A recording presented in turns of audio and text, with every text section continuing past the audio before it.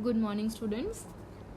Last English की class में मैंने आपके साथ एक वीडियो शेयर करी थी, तो उसमें ये था कि वन लिटिल किटन जो पोएम है उसका रिसाइटेशन था। सो हमारा यूनिट 2 जो है वो फिनिश हो गया है और यूनिट 3 हम स्टार्ट कर चुके हैं।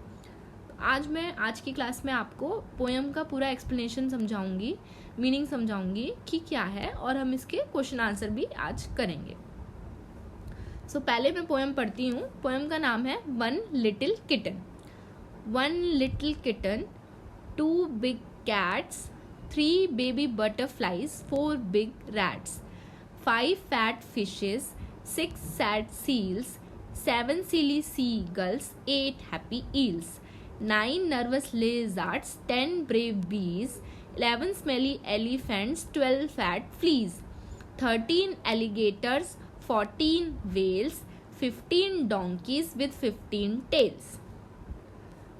तो ये जो पोएम है ये बेसिकली आपको काउंटिंग सिखाने के लिए है, क्योंकि इसमें देख रहे होंगे आप 1 2 3 इस तरह से पूरी काउंटिंग जो है वो 15 तक की जो काउंटिंग है, नंबर्स हैं वो आए हुए हैं। तो ये बेसिकली आपको नंबर्स और साथ में डिफरेंट काइंड्स ऑफ जो क्रिएचर्स होते हैं, कुछ पानी में रहने वाले, कुछ लैंड पे रहने वाले, तो उन सब के बारे में बताया गया है इसमें।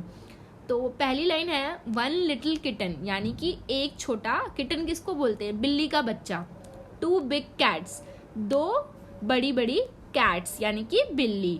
3 बेबी बटरफ्लाइज, यानी कि 3 छोटी छोटी तितलियां। बेबी बटरफ्लाइज यानी कि छोटी सी तितलियां। 4 बिग रैट्स, 4 बड़े बड़े चूहे। 5 फैट फिशेस, 5 मोटी मोटी मछलियां। 6 सैड सील्स, 6 यानी कि 6, सैड यानी कि दुखी, सील्स जो पानी में रहने वाले, पानी में रहते हैं सील्स, उनको कहते हैं सील्स। एक टाइप के पानी में रहने वाले जानवर होते हैं। 7 सिली सीगुल्स, 7 सिली यानी कि अपनी ही मस्ती में रहने वाले, सिली कुछ भी करने वाले सीगुल्स। सीगुल्स जो होते हैं वो एक टाइप की सी बर्ड होती है। 8 हैप्पी ईल्स, 8 हैप्पी, 8 हैप्पी यानी कि खुश, ईल्स जो होती है वो फिश होती है एक तरीके की। 8 खुश मछलियां। 9 नर्वस लिजार्ड्स, 9 नर्वस मतलब कि डरे हुए या फिर एकदम से अचानक से घबरा जाने वाला, उसको कहते हैं नर्वस। लिजार्ड्स यानी कि छिपकलियां। 10 ब्रेव बीज, 10 ब्रेव यानी कि बहादुर, बीज यानी कि मधुमक्खी जो होती है। 11 स्मेली एलिफेंट्स, 11 स्मेली यानी कि थोड़े से स्मेल, आपने देखे होंगे जो हाथी होते हैं बड़े बड़े, वो नहाते वाते तो है नहीं, तो स्मेली एलिफेंट्स यानी कि हाथी। 12 फैट फ्लीज, 12 यानी कि 12 फैट यानी कि मोटे, फ्लीज एक तरीके के इंसेक्ट्स होते हैं। 13 एलिगेटर्स, 13 एलिगेटर्स यानी कि मगरमच्छ। 14 यानी कि 14 वेल्स, वेल्स यानी कि जो बड़ी वाली पानी वाली मछली होती है वो। 15 डोंकीज, 15 गधे। फिर 15 टेल्स, जिनकी 15 टेल्स हैं। तो ये आपकी पोयम जो है वो इस तरह से है। तो इसमें कुछ नहीं है, बस एक छोटा बिल्ली का बच्चा, 2 बड़ी कैट्स, 3 बेबी बटरफ्लाइज यानी कि 3 छोटी छोटी बटरफ्लाइज, तो बेबी बटरफ्लाइज 4 और 4 बड़े बड़े चूहे। 5 फैट फिशेस यानी कि 5 मोटी मोटी मछलियां। 6 एट 6 दुखी सील्स और 7 सिली सीगुल्स यानी कि सी बर्ड। 8 हैप्पी ईल्स, ईल्स यानी कि फिश होती है वो हैप्पी है। 9 नर्वस लिजार्ड्स, 9 नर्वस लिजार्ड्स हैं यानी कि छिपकली। 10 बहादुर बीज यानी कि मधुमक्खी। 11 स्मेली एलिफेंट्स हैं। 12 फैट फ्लीज, फ्लीज एक तरीके का इंसेक्ट होता है। 13 एलिगेटर्स यानी कि मगरमच्छ। 14 वेल्स, वेल्स आपको पता ही है मछली होती है। 15 डोंकीज विद 15 टेल्स। तो अब देखते हैं हमने इसमें कौन कौन से न्यू वर्ड सीखे हैं। पहला है कैट, कैट यानी कि बिल्ली। फैट, फैट यानी कि मोटा। रैट, रैट यानी कि चूहा। सैड, सैड यानी कि दुखी। 10, 10 यानी कि 10 नंबर यानी कि 10। सो देखिए कि एक जो इन्होंने नीचे जो है वो इन वर्ड्स को यूज करते हुए सेंटेंस भी बनाया है। ए फैट कैट सा आ रैट, एक मोटी बिल्ली ने एक रैट को देखा। तो अब आगे देखते हैं, इसके क्वेश्चन आंसर देख लेते हैं। तो पहला क्वेश्चन है how many kinds of creatures are there in the poem. Poem में कितने तरीके के क्रिएचर्स थे? तो कितने तरीके के क्रिएचर्स देखे हमने, टोटल जो हमने काउंटिंग देखी वो कितनी देखी, वो थी 15। तो यहाँ पे आपको लिखना है 15। फिर आर द सील्स हैप्पी, क्या सील्स जो थे वो खुश थे? नहीं, हमने देखा था पोएम में लिखा है 6 सैड सील्स, जो सील्स जो थे वो हैप्पी नहीं थे, वो सैड थे। तो यहाँ पे आप लिख दोगे no the seals are not happy, तो हमने नो लिख दिया। अब देखिए नेक्स्ट है where do the fish live, मछली जो है वो कहाँ रहती है? मछली कहाँ रहती है? मछली पानी में रहती है। Fish live in the water, आपने वाली पोएम भी पढ़ी हुई है, मछली जल की रानी है, जीवन उसका पानी है। तो मछली कहाँ रहती है? वाटर में रहती है, तो ये हो गया वाटर।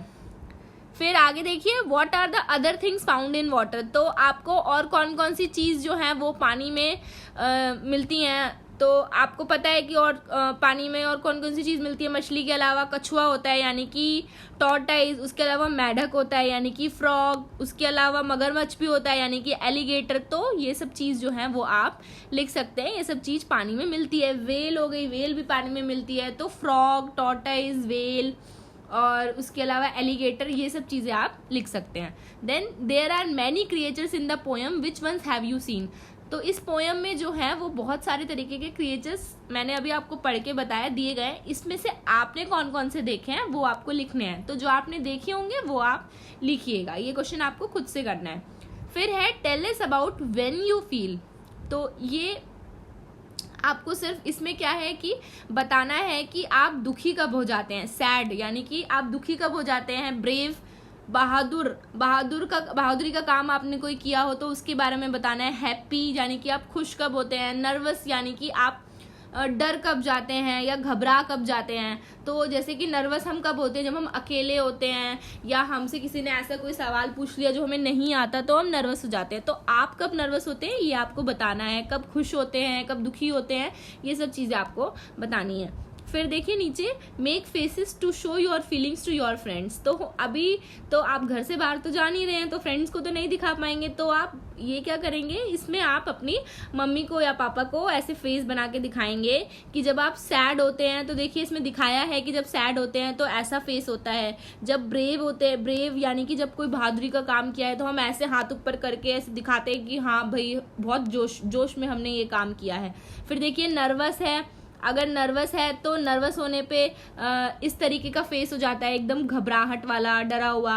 हैप्पी है तो खुशी वाला फेस होता है। जनरली हम जो स्माइली बनाते हैं वो कैसे बनाते हैं? अगर सैड है तो स्माइली कैसी होती है? स्माइली ऐसी होती है, सैड है तो इस तरीके की, ये सैड वाली स्माइली होती है। अगर हैप्पी है तो स्माइली कैसी होती है? हैप्पी में स्माइली हम ऐसे बनाते हैं। तो इस तरीके के फेसेस जो हैं वो आप बना के जैसे इसमें दिए आप अपने पेरेंट्स को दिखा सकते हैं। तो आपको यही करना है। तो आज की क्लास हम यहीं फिनिश करते हैं। तो आप पोएम का मीनिंग मैंने आपको समझा दिया है, आप एक बार और पोएम को रीड करिएगा और अच्छे से रीड करना उसको सीखिएगा और इसकी एक्सरसाइज जो है जैसे मैंने बताया इस तरह से अपनी बुक में फिल कर लीजिएगा। So thank you so much, bye bye.